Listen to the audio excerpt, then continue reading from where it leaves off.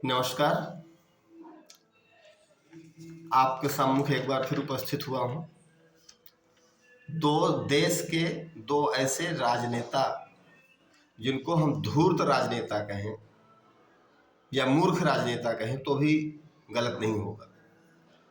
एक हैं हमारे सत्यपाल मलिक, जिन्हें हम बीजेपी की सबसे बड़ी भूल भी कह सकते हैं। नरेंद्र मोदी ने अपने 10 वर्षों के कार्यकाल में जो सबसे बड़ी गलती की थी, वो गलती थी सत्यपाल मलिक को जम्मू कश्मीर का राज्यपाल बनाना। और राज्यपाल के पद पर रहते हुए बीजेपी के खिलाफ तो कुछ भी नहीं बोले, लेकिन राज्यपाल के पद से हटते ही मोदी विरोध में इतने आतुर हो गए कि इनको मोदी विरोध करने के लिए देश विरोध भी स्वीकार हो गया। अब सत्यपाल मलिक झूठ बोलने की मशीन है, या हम ये कहें कि झूठों के महारथी हैं। तो कैसे, मैं कुछ दो चार बातें इनकी बताता हूँ। जब ये जम्मू कश्मीर के राज्यपाल थे, तब जम्मू कश्मीर का राज्य का स्टेटस हटा दिया गया था। भारतीय जनता पार्टी ने हटाया, धारा 370 को समाप्त किया, 35 को समाप्त किया और लद्दाख को एक अलग यूनियन टेरिटरी बनाई। अब इनका कहना यह है कि राज्यपाल के पद पर रहते हुए मुझे मालूम ही नहीं था कि यह सब होने वाला है, नहीं तो मैं करने न देता। भैया, आप राज्यपाल के पद पर थे और आपको सब कुछ मालूम था। वहाँ सेना का डिप्लॉयमेंट हो रहा था, भारतीय सेना वहाँ अमित शाह के द्वारा भेजी जा रही थी, और आप बोलते हो कि मुझे मालूम नहीं था। तो फिर आप राज्यपाल किस बात के थे? तो ये अब प्रचार कर रहे हैं कि धारा 370 हटा दी गई नरेंद्र मोदी के द्वारा। अगर मुझे पहले पता चल जाता तो मैं हटाने न देता। तो मतलब कहने का मतलब यह है कि इतना चिपकू आदमी है कुर्सी से। जब तक इनके हाथ में कुर्सी थी तब तक तो इनको सब कुछ स्वीकार था, और जब इनके हाथ से कुर्सी चली गई तो मोदी विरोध में उतर आए। दूसरा इनका झूठ, इनका कहा, इनसे जब एक पत्रकार ने पूछा कि धारा 370 हटने के बाद भी तो आप जम्मू कश्मीर के राज्यपाल रह सकते, उपराज्यपाल रह सकते थे, क्योंकि तो यूनियन टेरिटरी हो गई तो राज्यपाल होता नहीं। तो वो बोले कि आप उपराज्यपाल वहां पर बने रह सकते थे। तो इनका कहना यह है कि मैं चूंकि वहां पर राज्यपाल था, गवर्नर था, अब गवर्नर के पद के बाद मैं एलजी बनूं, यानी लेफ्टिनेंट गवर्नर बनूं, उपराज्यपाल बनूं, वो मुझे अच्छा नहीं लग रहा था। इसलिए मैं जम्मू कश्मीर का राज्यपाल बने रहना उचित नहीं समझा। ये भी इनकी सरासर झूठ है, क्योंकि आप खुद समझ सकते हैं कि जो व्यक्ति जम्मू कश्मीर के बाद इनका 3-4 बार 5 बार ट्रांसफर हुआ है, गोवा में गए, नॉर्थ ईस्ट में गए, और अपने पद के अंतिम दिनों तक ये उस पद पर बने रहे, उसको छोड़े नहीं। मोदी विरोध हालांकि इन्होंने शुरू कर दिया था, क्योंकि इनको मालूम था कि राज्यपाल से हटने के बाद बीजेपी में अब दाल गलने वाली नहीं है, तो ये, लेकिन अपने अंतिम दिनों तक ये पद पर बने रहे। और ये बोलते हैं कि मुझे उपराज्यपाल का पद नहीं चाहिए था, इसलिए मैं जम्मू कश्मीर का राज्यपाल नहीं बना। सच्चाई ये है कि जम्मू कश्मीर में जब धारा 370 खत्म कर दी गई, उसके बाद इनको वहां से हटाया गया था। ये खुद नहीं हटना चाहते थे, बल्कि सरकार ने इनको वहां से हटाया।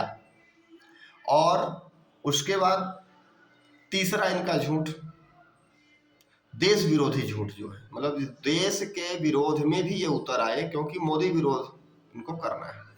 इनका कहना यह है कि भारत की जब मोदी सरकार यासीन मलिक की सुरक्षा घटाना चाहती है, जो उनके सुरक्षा गार्ड थे उनको कम करना चाहती है, क्योंकि वो चाहते हैं, सरकार चाहती है कि यासीन मलिक की हत्या कर दी जाए, या यासीन मलिक को डरा दिया जाए, धमका दिया जाए।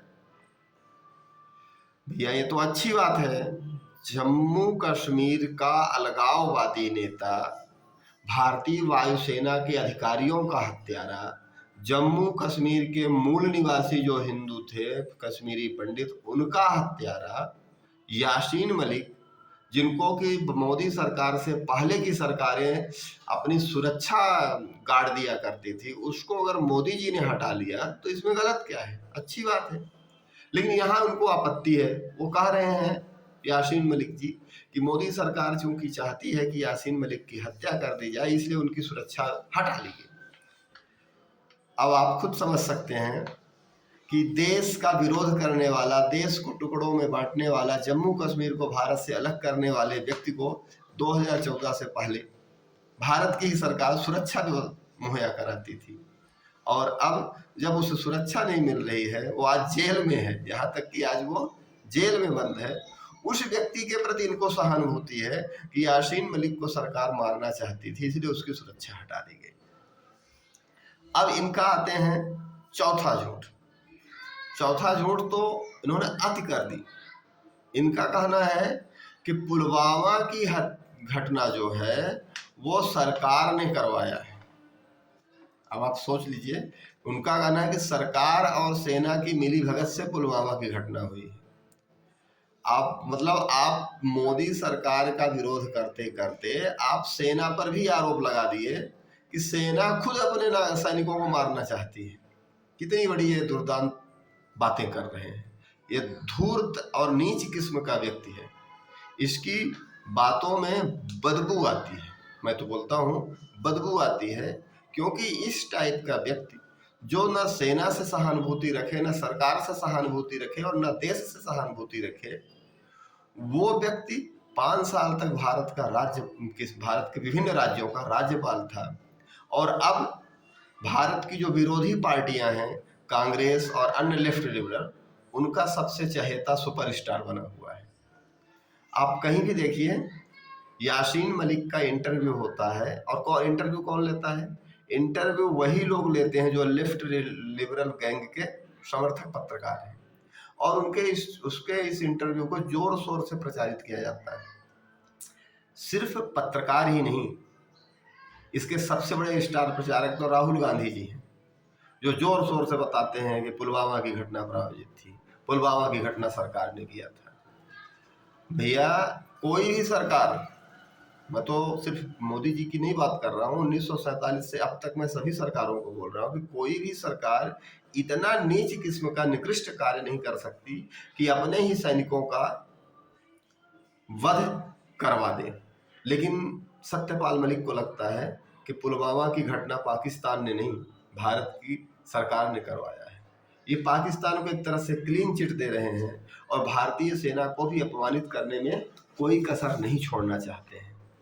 तो इस टाइप का धूर्त व्यक्ति है सत्यपाल मलिक। और इनकी 5वां सबसे बड़ा झूठ बता दूं, जब इनसे ये पूछा गया कि जम्मू कश्मीर में धारा 370 हटने के बाद जो लोग बोलते थे कि यहाँ तिरंगा हाथ में उठाने वाला नहीं बचेगा, जम्मू कश्मीर से 370 हटाओगे तो कश्मीर भारत से अलग हो जाएगा, वो 370 हटने के बाद इतने शांत कैसे रह गए? उन्होंने कोई हंगामा खड़ा क्यों नहीं किया? तो इस व्यक्ति ने क्या जवाब दिया मालूम है? आप हंसेंगे। इसका कहना है कि राज्यपाल रहते हुए मैंने जम्मू कश्मीर में जो शांति का संदेश दिया था, वो शांति का संदेश लोगों ने स्वीकार किया और सरकार के खिलाफ, देश के खिलाफ बगावत नहीं की। इस व्यक्ति को इतना नहीं पता है कि जम्मू कश्मीर से धारा 370 हटाने से पहले अमित शाह ने वहां फुल प्रूफ व्यवस्था कर दी थी। फुल प्रूफ व्यवस्था, अपने सिपाह सालारों को वहां तैनात कर दिया था, नौकरशाही को टाइट कर दिया था, और भारतीय सेना की डिप्लॉयमेंट वहां पर कर दिया था। और जो भी देश के पर्यटक जाते थे, अमरनाथ यात्रा वगैरह भी आप जानते हैं बंद कर दी गई थी उस समय, उनको सबको बोल दिया गया था कि आप कश्मीर से जम्मू कश्मीर तुरंत खाली कर दीजिए, क्योंकि हम, अब ये तो नहीं बताया कि बड़ा एक्शन लेने वाले हैं, लेकिन उनका कहना यही था।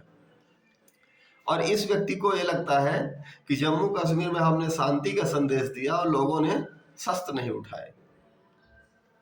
तो अब आज देखिए, जम्मू कश्मीर में शांति तब से लेके अब तक शांति है। वहाँ के जो निवासी हैं वो आज भी शांत हैं और भारत के विकास में सहयोगी बन रहे हैं, अपना विकास कर रहे हैं। 370 हटने के बाद जम्मू कश्मीर अब खुशहाल प्रांत बना हुआ है। तो आपको मैं बता रहा था अभी तक सत्यपाल मलिक के बारे में, जिसको मोदी विरोध के लिए देश विरोध भी स्वीकार है, मोदी विरोध के लिए भारतीय सेना का अपमान भी स्वीकार है। ऐसा है ये मूर्ख सत्यपाल मलिक, जिसको आज कांग्रेस अपना सबसे बड़ा स्टार बनाती है और उसके बातों को घूम घूम कर प्रचार करती है। और सबसे बड़े स्टार प्रचारक आप जानते हो राहुल गांधी हैं। तो नमस्कार, फिर मिलेंगे, जरूर मिलेंगे। धन्यवाद।